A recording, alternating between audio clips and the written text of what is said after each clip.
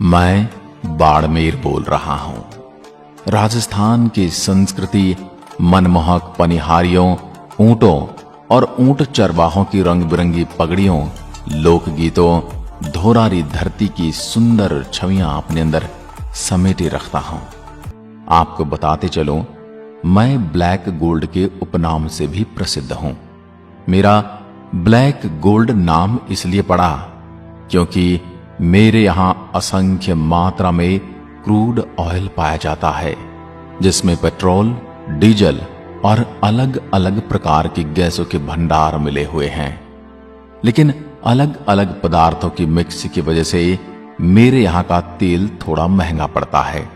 इस वजह से पूर्व की सरकारों ने मेरी खासियत पर ज्यादा गौर नहीं किया। लेकिन अब मेरे बाड़मेर की परिधि में मौजूद पचपदरा नामक स्थान पर 1000 एकड़ में फैली रिफाइनरी का निर्माण हो रहा है।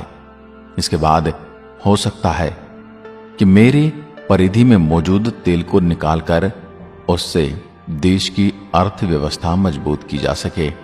मेरे यहां का व्हीकल रजिस्ट्रेशन RJ04 से शुरू होता है।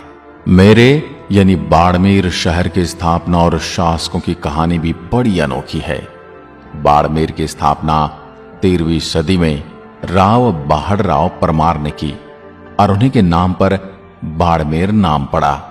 बाहड़राव परमार जूना बाड़मेर के शासक थे तथा जूना बाड़मेर की पहाड़ी पर ही बाहड़राव परमार ने एक छोटे से किले का निर्माण भी कराया था, जो जूना बाड़मेर गढ़ के नाम से जाना जाता है।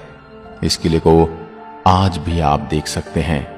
रखरखाव और रिपेयरिंग के अभाव में किला जीर्ण शीर्ण होता जा रहा है। जूना बाड़मेर वर्तमान बाड़मेर शहर से 25 किलोमीटर दूर स्थित है। परमारों के बाद जूना बाड़मेर पर चौराहों का अधिपत्य हुआ। उसके बाद रावत लूका ने अपने भाई रावल मंडली की सहायता से चौहान शासक राव मुंधाजी से बाड़मेर जीता। वह जूना बाड़मेर ने अपने राज्य स्थापित कर जूना को अपनी राजधानी बनाया। रावत लूका के बाद क्रमशः रावत शेखा, रावत जैता, रावत रतावय, रावत भीम हुए। रावत भीम जो एक कुशल शासक व योद्धा थे, उन्होंने 15वीं से 16वीं ईस्वी के बीच अपनी राजधानी को जूना बाड़मेर से स्थानांतरित किया। वर्तमान बाड़मेर शहर की स्थापना की। पुराने बाड़मेर जूना में स्थित को जूना बाड़मेर व नए बसाए गए बाड़मेर को नया बाड़मेर कहा जाने लगा। कालांतर में नया शब्द धीरे धीरे हटता गया। वह बाड़मेर शब्द प्रचलन में आया। 7 अप्रैल 1948 को भारत सरकार ने राजस्थान राज्य में मुझे एक नया जिला बनाया। मौज में यानी बाड़मेर में सबसे लंबी नदी लूणी नदी है। यह जालोर के माध्यम से गुजरकर कच्छ की खाड़ी के समीप ही भूमि में सोख ली जाती है। विभिन्न ऋतुओं में तापमान में बदलाव काफी अधिक है। गर्मी में तापमान 51 डिग्री सेल्सियस तक और सर्दियों में यह 0 डिग्री सेल्सियस तक चला जाता है। एक साल में औसत वर्षा केवल 277 मिलीमीटर है और मुख्य रूप से बाड़मेर जिला एक रेगिस्तान है। फिर भी 16 और 25 अगस्त 2006 के बीच 549 मिलीमीटर की चरम वर्षा से बाढ़ आई थी, जो कई लोग यहां मारे गए थे और भारी नुकसान हुआ था। बाड़मेर के मुख्य उपजिला की उपाधि पाए गांव में मुख्य 9 गांव हैं। उनके नाम बाड़मेर, नोखड़ा बायत, चौहटन, गुड़ामालानी, पचपदरा, रामसर, शिव एवं सिवाना है। चलते चलते अब मैं मुझ में विद्यमान मुख्य जगहों और स्मारकों और किलों की आपको सैर कराता हूं। सबसे पहले मैं आपको लेकर चलता हूं ब्रह्मा जी के मंदिर, जो आसोतरा में मौजूद है। सृष्टि के रचयिता ब्रह्मा जी को हिंदुओं के भगवान हैं। इनके 2 रूप हैं, विष्णु और महेश। ये ब्रह्मा जी के अवतार हैं। ब्रह्मा जी का एक मंदिर पुष्कर राजस्थान में स्थित है और दूसरा मंदिर यहाँ है, जो पीले सुनहरे पत्थरों से बना है, जो विशेष रूप से जैसलमेर के पत्थरों से बनाया गया है। इस मंदिर का विश्राम गृह जोधपुरी पत्थर यानी चित पत्थर से बनाया गया है। मंदिर में ब्रह्मा जी की मूर्ति स्थापित है जो संगमरमर की बनाई गई है। इस मंदिर की स्थापना 20 अप्रैल 1961 में शुरू हुई थी। यहाँ हर दिन 200 किलोग्राम तक की अनाज पक्षियों को खिलाए जाते हैं। जो भारत का पहला ऐसा ब्रह्मा जी का मंदिर है जिसमें ब्रह्मा जी के साथ माता सावित्री विराजमान है। इस मंदिर का निर्माण राजपुरोहित जागीरदार समाज के कुलगुरु श्री श्री 1008 श्री खेताराम जी महाराज ने करवाया गया था। इसलिए इस पवित्र मंदिर को राजपुरोहित समाज की राजधानी भी कहा जाता है। बाटाडू का कुआं। संगमरमर से निर्मित यह कुआं बायतू तहसील के बाटाडू कस्बे में बना है। कलात्मकता एवं धार्मिक आस्था का केंद्र यह कुआं ऐतिहासिक धरोहर के रूप में जाना जाता है। राजस्थान के इतिहास में इस कुएं को जल महल के नाम से भी जाना जाता है। रियासतकालीन यह कुआं जो बीते कई दशकों से बाटाडू एवं मेरे आसपास के गांवों के लिए पीने के पानी का महत्वपूर्ण स्रोत रहा है। हालांकि अभी वहां पर केयर्न कंपनी द्वारा पानी को आरओ फिल्टर करके वाटर एटीएम के जरिए भी उपलब्ध करवाया जा रहा है, लेकिन फिर भी इस कुएं का महत्व कम नहीं हुआ। बाटाडू मुख्यालय पर स्थित यह कुआं 60 फीट लंबा, 35 फीट चौड़ा, 6 फीट ऊंचा व 80 फीट गहरा है। कुएं की उत्तर दिशा में एक बड़ा कुंड बना है जिसकी गहराई 5 फीट है। इस कुंड के बीच में एक मकराना निर्मित पत्थर के स्टैंड के ऊपर बड़े आकार में संगमरमर की गरुड़ प्रतिमा बनी है, जिस पर भगवान विष्णु पत्नी लक्ष्मी जी के साथ विराजमान हैं, जो कुएं का मुख्य आकर्षक है। इस कुएं पर जाने के लिए एक मुख्य द्वार तथा एक निकासी द्वार है। इन दोनों द्वारों पर ऐसी 2 प्रतिमाएं लगी हैं। इसके चारों ओर श्लोक के साथ ही कई राजा महाराजाओं और देवी देवताओं की कला का वर्णन किया गया है। इसके बारे में यहाँ संस्कृति में उत्तीर्ण श्लोकों में गाय की महिमा का वर्णन किया है। सन 1947 के काल में मारवाड़ क्षेत्र में भयंकर अकाल पड़ा।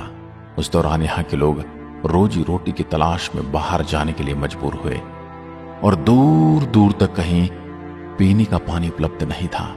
ऐसी स्थिति को देखते हुए क्षीणधरी रावल गुलाब सिंह ने इस कुएं का निर्माण करवाया था। अब चलते हैं जसोल। आपने कई हिंदू भगवान को स्मरण करने के लिए संगीतों में जसोल माता भाटियाणी का नाम तो सुना होगा। वो मेरी ही परिधि में विद्यमान है। यह एक चमत्कारिक देवी माता रानी भटियाणी का मंदिर है जो आसपास के लोगों को अपनी ओर सम्मोहित सा करता है। कहा जाता है कि देवी सबकी मनोकामना पूर्ण करती है। एक समय में जसोल मालानी का प्रमुख क्षेत्र था। रावल मल्लीनाथ के नाम पर परगने का नाम मालानी पड़ा। इस प्राचीन गांव का नाम राठौड़ उपवंश के वंशजों के नाम पर पड़ा। यहां पर स्थित जैन मंदिर और हिंदू मंदिर जसोल के मुख्य आकर्षण हैं। अब मैं आपको वैर माता मंदिर दर्शन के लिए ले चलता हूं। वैर माता मंदिर ये पहाड़ी के पीछे स्थित हिंदू मंदिर है जो मुख्य चौहटन शहर में है। शहर और मंदिर के बीच की दूरी 4 किलोमीटर है। इस मंदिर के पास 100 मीटर से अधिक ऊंचे रेत के टीले हैं। अब चलते हैं खेमा बाबा मंदिर बायतू, एक प्रसिद्ध धार्मिक स्थल जो बायतू तहसील में पड़ता है, जो खेमा बाबा के नाम से प्रसिद्ध है। यहाँ पर जाट तथा अन्य जातियां धूप लगाने आती हैं तथा आराधना करती हैं। यहाँ पर सर्प दंश से पीड़ित व्यक्ति को लाने से लाभ मिलता है। यहाँ पर मेला लगता है। इसमें हजारों की संख्या में भक्तगण आते हैं। अब चलते हैं बोथिया गांव। ये जैसलमेर रोड पर बसा हुआ एक गांव है जहां पर राजपुरोहित जाति का निवास, जिनकी जनजाति भी बोइतिया है। यहाँ पर एशिया की सबसे बड़ी ओपन माइन है। यहाँ तेल के बड़े कुएं भी हैं जो गुजरात जामनगर से जुड़ते हैं। साल 2008 के बाद बाड़मेर के लोगों को आय स्रोत तेल उद्योग है। यहाँ तेल के कई बड़े बड़े उद्योगपति हैं जो बाड़मेर में समाज सेवी का ऊंचा दर्जा रखते हैं। इनमें शामिल हैं तन सिंह चौहान, उद्योगपति और समाज सेवी, राम सिंह बोतिया, उद्योगपति एवं समाजपति, जो मेरे यहाँ के सरपंच हैं। अब चलते हैं खेड़। मेरे यहाँ के राठौड़ वंश के संस्थापक राव सिंहा और उनके पुत्र ने खेड़ को गोहिल राजपूतों से जीता और यहां राठौड़ों का गढ़ बनाया। रणछोड़ जी का विष्णु मंदिर यहां एक प्रमुख आकर्षण है। मंदिर के चारों ओर दीवारें बनी हैं और द्वार पर गरुड़ की प्रतिमाएं लगी हैं, जिसे देखकर लगता है मानो कि वे मंदिर की रक्षा कर रहे हों। पास ही ब्रह्म भैरव, महादेव और जैन मंदिर भी हैं, जो सैलानियों का मुख्य आकर्षण का केंद्र हैं। चलते चलते मैं आपको गांव महलू ले चलता हूं। जिला मुख्यालय से 41 किलोमीटर दूर महलू गांव स्थित है, जहां धर्मपुरी जी का मंदिर है तथा यहां विशाल मेला भरता है। झनकली यह गांव गढ़ारा रोड तहसील पर पड़ता है। यहां पर अधिकतर आबादी चारण जाति, जो देवी पुत्र है, निवास करती है। यहां पर शिला माता मंदिर, ढाकनिया और श्री देमा लच्छा माता मंदिर व करणी माता, देवल माता मंदिर स्थित हैं। जहां एक पवित्र भूमि है, जिसे देवियों की भूमि कहा जाता है। अब मैं लिए चलता हूं आपको एक रहस्य मंदिर, किराड़ो मंदिर। यह मंदिर और शहर को लेकर कई भूतिया फैक्ट जो आज भी आपको बताने वाला हूं। ये जगह पिछले 900 साल से वीरान है और आज भी यहां पर दिन में कुछ चहल पहल रहती, पर शाम होते जगह वीरान हो जाती है। सूर्यास्त के बाद यहां पर कोई भी नहीं रुकता है। राजस्थान के खजुराहो, धोरों के गढ़ बाड़मेर में किराड़ू का मंदिर वर्तमान हतमा गांव में जर्जर हालात में उपस्थित है। किराड़ू को राजस्थान का खजुराहो कहा जाता है। दक्षिण भारतीय शैली में बना किराड़ू का मंदिर अपने स्थापत्य कला के लिए प्रसिद्ध है। मेरे बाड़मेर से 43 किलोमीटर दूर हातमा गांव में मंदिर है। खंडहर नुमा जर्जर से दिखने वाले 5 मंदिरों की श्रृंखला की कलात्मक बनावट देखने वालों को मोहित कर लेती है। कहा जाता है कि 1161 ईस्वी तक इस स्थान का नाम किराटकुप था। करीब 1000 ईस्वी में यहाँ पर 5 मंदिरों का निर्माण कराया गया। लेकिन मेरे इन मंदिरों का निर्माण किसने कराया, इसके बारे में कोई पुख्ता जानकारी तो नहीं है। लेकिन मंदिरों की बनावट, शैली देखकर लोग अनुमान लगाते कि इनका निर्माण दक्षिण के गुर्जर प्रतिहार वंश, संगम वंश या फिर गुप्त वंश ने किया है। मंदिरों की इस श्रृंखला में केवल विष्णु मंदिर और शिव मंदिर, सोमेश्वर मंदिर थोड़े ठीक हालात में हैं।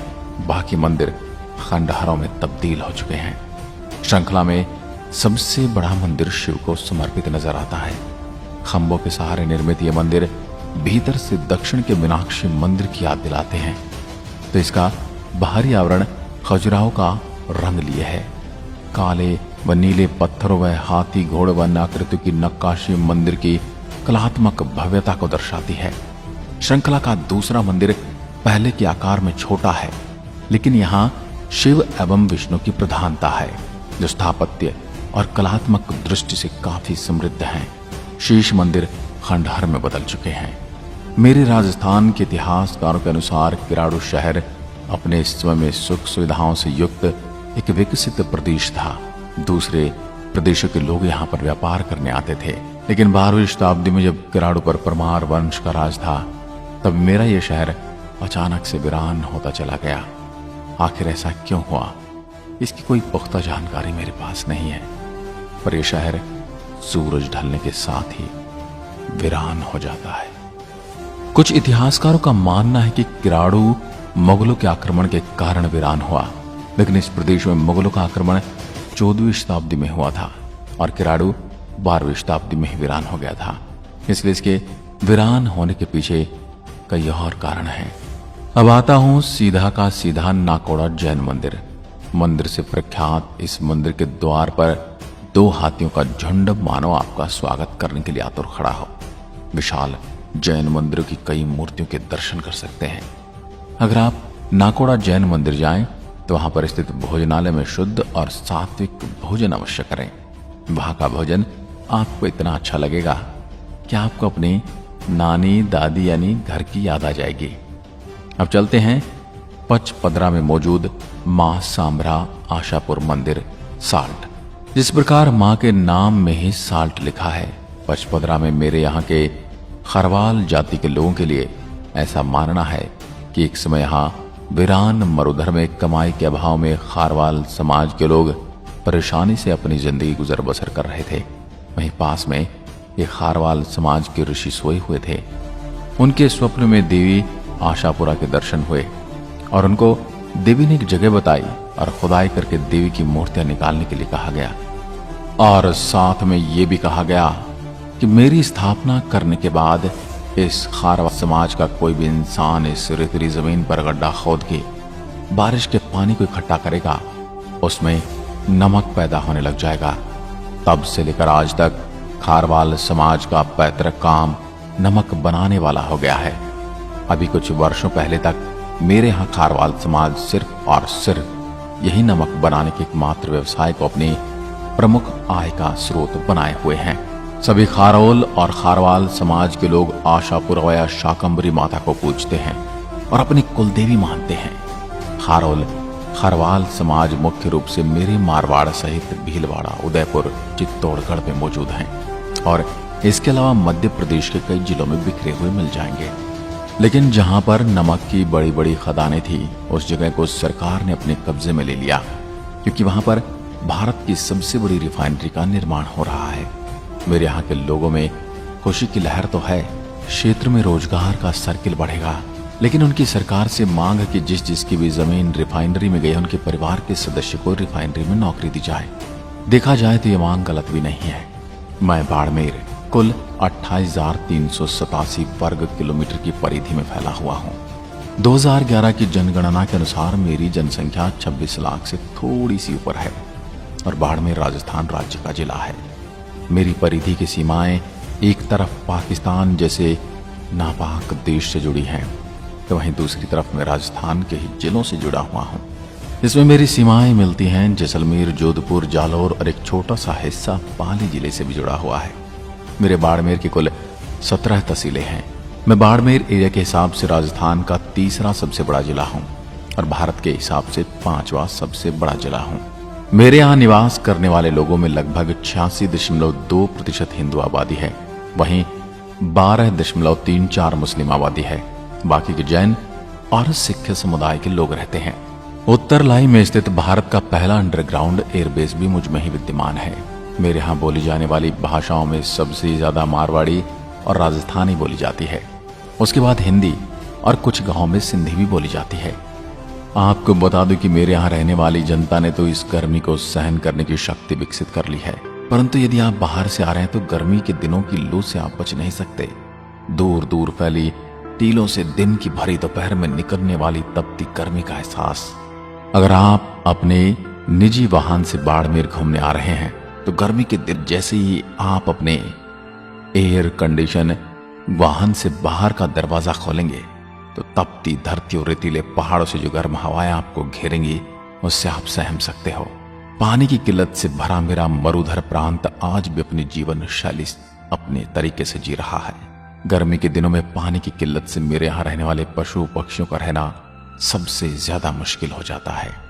बाड़मेर में ऐसे कई गांव हैं जहां छोटे छोटे तालाबों में टैंकरों से पानी भरा जाता है ताकि नाम मात्र में बचे वन्य जीवों का संरक्षण किया जा सके।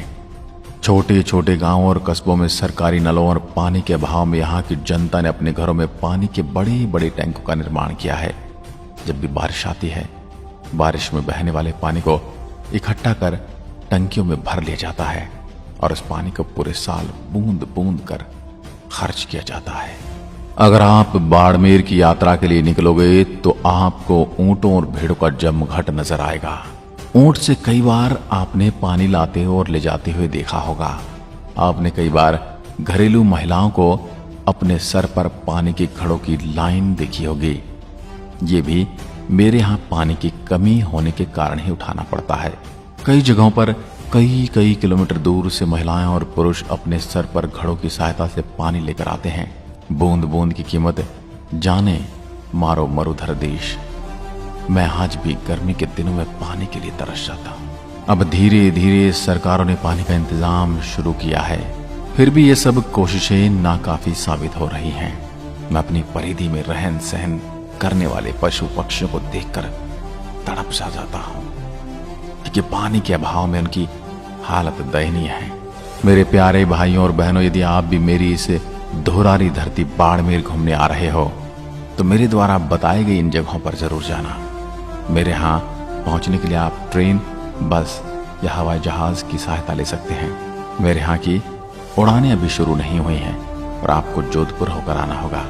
मैं बाड़मेर एक बार फिर आपका स्वागत करने के लिए तैयार हूं, आपका अभिनंदन करता हूं। पधारो हमारे देश। जय हिंद, जय भारत।